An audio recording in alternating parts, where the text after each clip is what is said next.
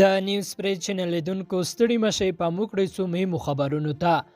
ولسمشر غني وایي پاکستان باید د افغانانو پر وړاندې نه اعلان کړې جګړه پای ته ورسوي. ولسمشر غني نن د امن او ثبات کنفرانس په پای کې د دغه کنفرانس له ګډونوالو سره کتلې دي او له دوی سره پر افغان صلح او ثبات خبرې کړې دي.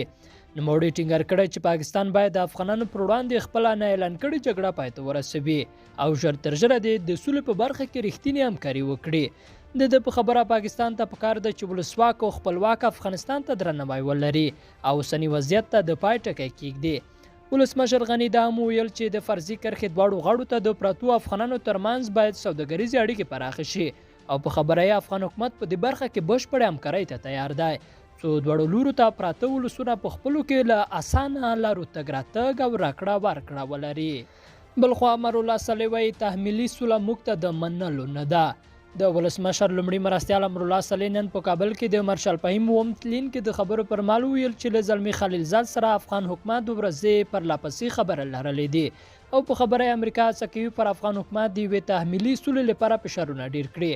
هغه ویل د سولې لپاره چې اوس کومه لاره طرحه شوې نه سمه ده او په خبره یې په دې توګه له افغانانو د دوی اساسي حقونه اخیستل کیږي. صالح زیاته کړې چې افغان حکومت د سولې ملاتړی دی خو هغه سوله ورته د منلو دی چې په افغانستان کې د دایمي ثبات سبب شي او هند وایي امریکا ورسره پر افغان سوله خبرې کړې دي. د هند بهرنیو چارو وزیر وایي د افغان سولې لپاره د امریکا د بهرنیو چارو وزارت ځانګړي استازي زلمي خلیلزاد ورسره اړیکه نیولې ده او د وروستیو تحولاتو په اړه یې بحثونه ورسره کړي دي.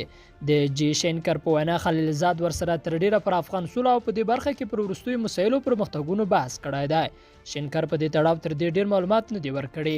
خلیلزاد داسې مهال له هندي چارواکو سره خبرې کړي چې ټاکل شوی هغه د سیمې د ځینو هیوادونو له مهمو چارواکو لید کاته ولري او د افغان جګړې د ختمولو پر لارو چارو به بحثونه ورسره وکړي. لیدونکو له متې مننه ښې چارې.